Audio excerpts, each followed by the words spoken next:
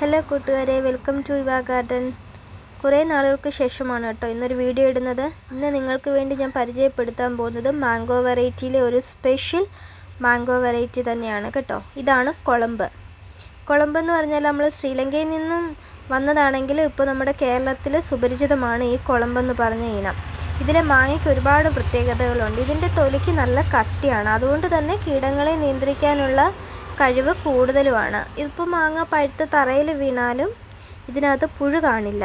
അതേപോലെ തന്നെയുള്ളൊരു പ്രത്യേകത എന്ന് വെച്ചാൽ പഴുത്ത് നമ്മൾ ഫ്രിഡ്ജിൽ വെച്ചിട്ട് കഴിക്കുകയാണെങ്കിൽ നല്ല ഐസ്ക്രീമിൻ്റെ ഒരു ടേസ്റ്റാണ്.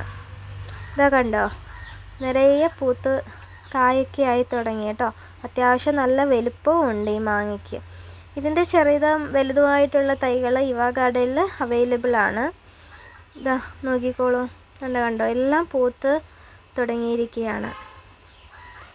അപ്പോൾ തൈകൾ വേണ്ടവർ കോണ്ടാക്ട് ചെയ്തോളൂ. അപ്പോൾ അടുത്ത വീഡിയോ വീണ്ടും കാണാം. ബൈ.